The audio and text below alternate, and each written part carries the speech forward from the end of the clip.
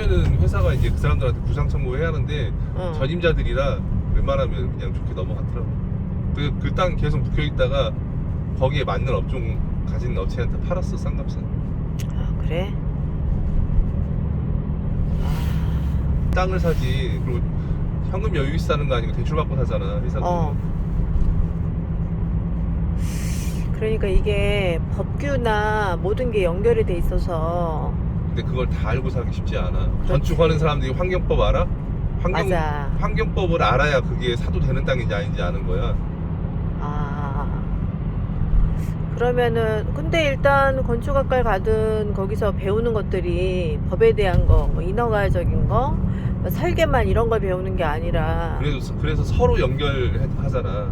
우리 같은 경우에도 부동산이나 이런 쪽 소개받아가지고 공사하는 것도 있고, 부동산에서 공장이 들어오는데 이 지역에 들어올 수 있는지 검토해달라고 하고, 나중에 들어가게 되면 인허가 우리한테 의뢰하고, 이렇게. 그건 또 건축하는 사람들이 할 수 없거든. 공장 등록할 때 공장 그냥 입주한다고 주민등록 등본 내듯이 하는 게 아니고, 거기에 맞게 그 사업계획서 같은 걸 내거든. 어떤 뭐 원료를 투입하고 뭐 어떻게 해서 오염물질이 뭐가 발생하고 그걸 계산을 다 해서 저기 뭐야, 공장 등록 하잖아. 그러면은 산단 이쪽에다가 다 신고를 해야 돼. 산업단지공단에다가. 그래서 그게 통과돼야 나중에 그 지역 지자체에서 최종적으로 그 건축 허가를 내주잖아. 근데 건축 허가하는 그 건축사들이 건축법의 포괄적인 테두리는 알아도 그런 부분까지 잘 모르잖아. 그리고 건축 허가를 낼 때 환경 관련 법규들, 공장이 들어서는 것들은 일반 그 주택이 들어서는 거하고 틀리니까. 뭐야 그것도.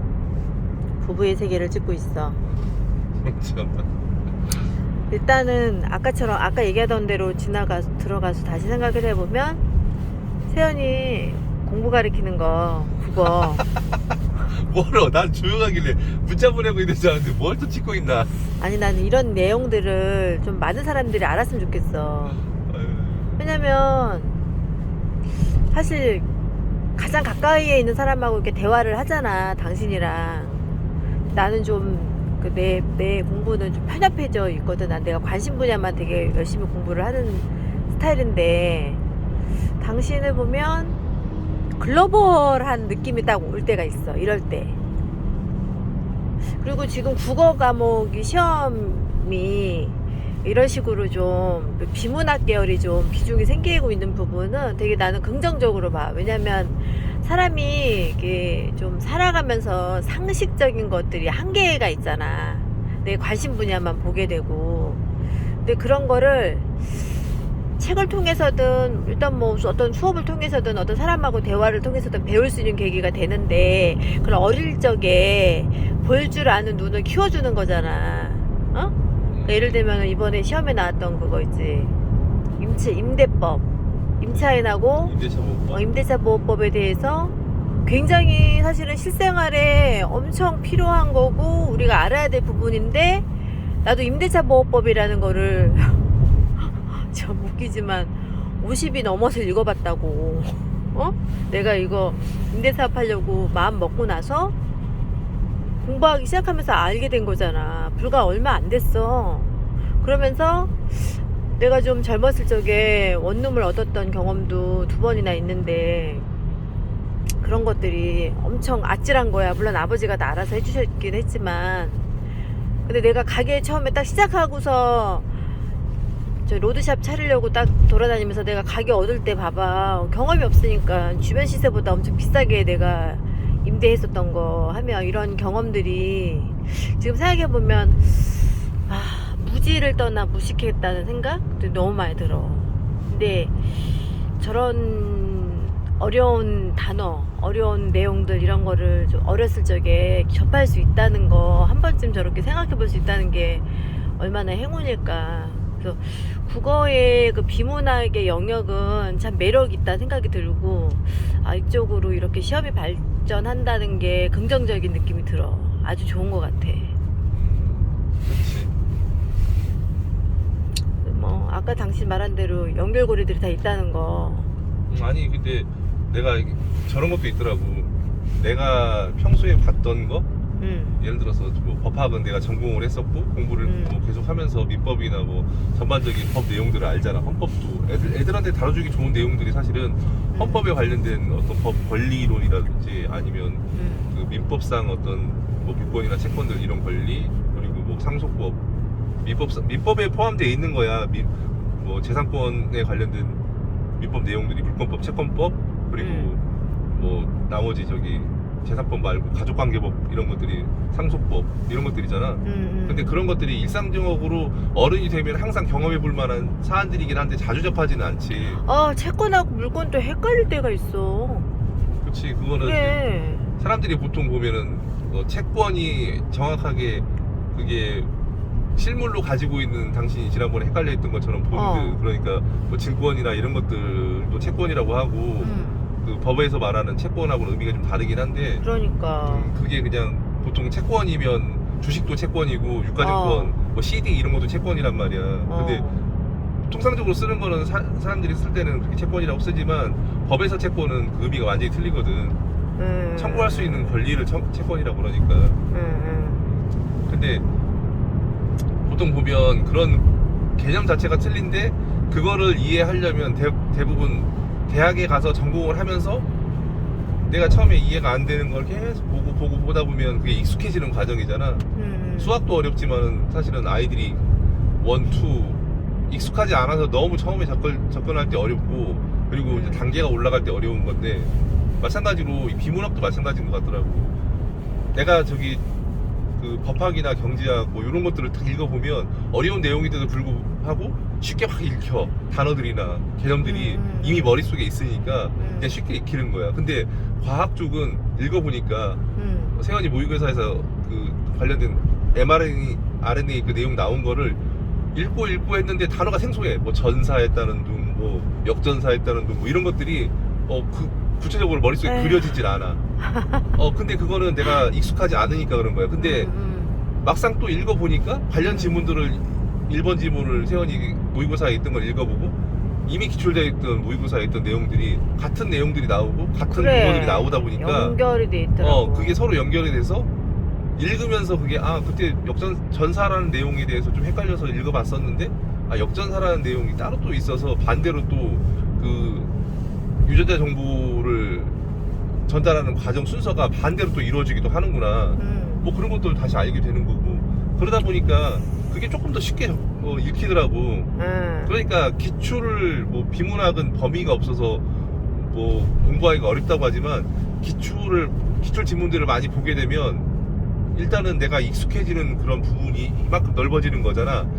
모든 책을 독서하는 거는, 아이들한테 좋은 책들을 독서하는 것은 기본이긴 한데 아이들이 고등학교 과정에서 독서로 지식을 넓히는 거는 시간적으로 너무 어려워.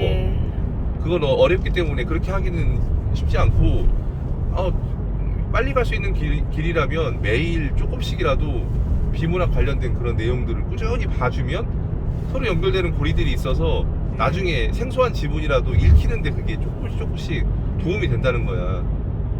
그렇지. 세연이도 지금 비문학을 일주일에 모의고사를 매주 한 개씩 푸니까 그걸 하긴 하지만 부족한 부분이 부족할 것 같아. 문학은 거의 다 맞는단 말이야, 세연이가. 다 맞아. 근데 비문학이 항상 그 시험 볼 때마다 틀리니까 그건 왜 그러냐면 그래. 생소해서 그래. 약간 좀 쉬운 지문은 다른 애도 다 맞추는 거고 어려운 지문은 나만 맞춰야 하는데 그게 내가 연습이 안 돼 있으면 그게 어려운 거야. 이번 시험이 좀 내가 봐도 두 가지 정도만 비문학이 좀 어렵고 나머지 하나는 좀 쉬웠으면 좋았을 텐데 이 세 개가 완전 다 지문 읽기가 너무 힘든 수준의 문제였더라고. 그러니까 애들 등급 컷도 낮고 일단은 그런 걸 봐서는 비문학을 무시할 수 없는데 없어. 이거는 꾸준히 내가 연습을 하고 인생을 해야 하는. 살아가면서도 필요한 부분들이야. 그치. 그래서 책 읽는 힘도 더 키우고, 전문 서적들 같은 경우는 우리가 일반 전문적인 공부를 따로 안 하면 전공이 아니면 좀 읽어내기가 어렵잖아. 근데 지금 또 여기 나와 있는 지문들이 전공 서적의 어떤 그 도입부에 있는 정도야. 맞아. 도입부에 있는 정도여서 개념에 대한 분류 뭐 이런 거 정도여서 정말 깊게 들어갔다고 볼 수는 없는데 없지. 전공에 들어갈 사람들이면 요 정도는 읽어야 한다는 어떤 그 기본 개념이니까. 기본 개념에서 그 내용들을 어떻게 지금 이해하고 정리하는지를 연습하는 거라 지금 내가 저거 딱 읽었을 때 느낌은 어느 정도냐면 대학교 1학년 때 2학기 때 되면은 전공 기초 들어가는 것들이 그래, 있거든. 저기 교양 기초나. 아니야 교양 쪽은 아니고. 아, 교양 정도는 아니고. 예를 들어서 1학년 법학 같은 경우는 1학년 1학기 때 법학 통론이라고 그래서 민법, 형법, 헌법 대부분 그 법의 종류별로 조금씩 다루는 게 있어. 근데 그거 너무 요약하다 보니까 오히려 그게 더 어려워. 차라리 민법에 들어가면 민법 총론부터 배우는데 그리고 형법은 형법 총론을 배우고. 근데 1학년 2학기 때 내가 기억하기로는 민법 총론인가를 배웠던 것 같아. 근데 총론에 보면은 그런 민법의 기본적인 내용들이 나오거든. 뭐 그런 내용이라든지 뭐 이런 것들 읽을 정도가 읽고 이해할 정도? 처음에는 어렵지만 이렇게 비문학 공부를 해서 연습을 하면 그런 게 가능할 것 같아. 에휴, 참 그래도 당신 참 대단하다. 내가 봐도 비문학 그거를 왜 우리 딸이 못하나 들고 와서 자기가 한번 체험을 해보고 그거를 분석을 해서 이래서 어려운 거구나, 이래서 힘들구나, 이거를 체크해 준다는 것 자체가 참 대단하신 분이에요. 이게 내가 볼 때는 이거는 부모 극성이기보다 부모가 아이가 어려워하는 부분이 뭔지를 직접 체험해 보면서 얘가 이래서 이걸 힘들어하는구나, 이런 거를 이해해서 안 되는 거, 너 왜 이거 안 돼, 너 왜 이거 못해, 막 무조건 득달하기보다는 이래서 우리 딸이 이걸 못하고 있구나, 우리 아이가 이걸 못하고 있구나를 보면서 깨닫는 그 부분이 굉장히 남다르신 아버지세요. 우리나라의 모든 아버지들 이러면 참 우리나라가 세계를 지배할 수 있지 않을까? 아무튼 나는 좀 세연이를 좀 이해하고 싶긴 한데 세연이가 지금 자기가 시간이 없고 이러니까 내가 세연이 공부하면서 느낀 거를 얘기해서 제시를 해줘도 세연이가 사실은 잘 받아들이기 어려워하기도 해. 근데 어제 당신이 했던 그 말, 1등급 받은 애 공부 방법, 비문학 어떻게 공부했다고 얘기해줬던 그 부분 있잖아. 너 그거 진짜 공감해. 그거는 내가 봤을 때 비문학은 당신 말대로 책을 읽을 수 있는 시간도 좀 이제 많이 부족하고 집중해서 읽을 만한 여유가 없다 보니까 비문학을 시험을 봤을 때 그걸 분석해낼 수 있는 짧은 시간 안에 엄청 애들이 긴장하고 떨리는 시간 안에 제한을 가지고 시험을 보는 거잖아. 시간이 널널한 게 아니라 엄청 막 혼동이 올 텐데 내가 딱 막히기 시작을 하면 또 막 엄청 위압감을 느낄 거야. 시간 제한이 있어서. 그러다 보니까 그 체크해 나가면서 분석하는 그거는 훈련이 좀 필요할 것 같아. 아니 세연이 모의고사 문제 봤던 임대차 보고서랑 그냥 나와 있던 거 있잖아. 그 지문을 안 읽었는데 그 문제만 보고서도 문제가 풀리는 것들이 그거는 사실 있어. 상식이 있어야지 가능한 거 아니야? 그치. 그 기본적으로 내가 그걸 안다는 전제 하에 그거를 풀 수 있는 거잖아. 그러니까. 근데 사실은 이런 거야. 그 지문 하나 틀린 문장을 찾으시오 이런 거였어. 근데 거기 임차인이 그 법원에 그 등기를 요구를 할 수 있다. 뭐 이런 거였단 말이야. 이미 임차인이 단독으로 혼자 법원에 등기 요구를 할 수 있다. 뭐 이런 내용이었어. 그게 임차인이 주인의 허락 없이 등기를 할 수 있다. 그거 아직 안 되지 않아? 없지. 그 권리는 없지.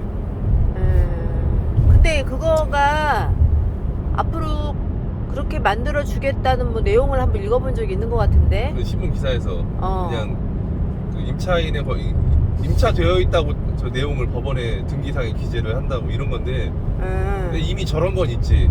그 임대사업자 같은 경우에는 지자체에 등록한 임대사업자는 그 임차인에게 집 방을 임대를 해주고 나서 뭐 1개월 이내에 그 임차 내역을 등기를 하게 돼 있어. 기재를 하게 돼 있어.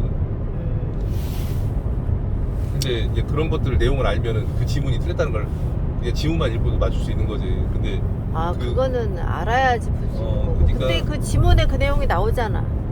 지문에 나오지. 지문에 나오지. 나오는데 그걸 그거를 읽어냈어야 되는데. 지문이 워낙 길다 보니까 애들이 읽고서 아. 어떤 지문, 아까 내가 지금 복합 지문 같은 거 읽어본 것도 아, 지문을 쭉 읽고 그거를 아. 개념이 생소한 개념인데 그걸 쭉 읽다 보니까 개념만 체크하는데도 헷갈리더라고. 내용을 전체적으로 파악하기가 좀 쉽지 않아서 나중에 지문 읽고서 그런 문제들이 나오니까 못 맞추겠더라고. 시간이 더 짧고 긴장한 상태라면 더 못 맞출 것 같아. 그렇지. 어쨌든 그 말 그대로 글을 읽으면서 주어, 그다음에 당신 말대로 전환될 때 어떤 내용으로 바뀔 때 이런 내용 체크하고 단락 표시하고 이러는 거 훈련이 많이 필요할 것 같아. 자, 오늘은 여기까지 찍을게요.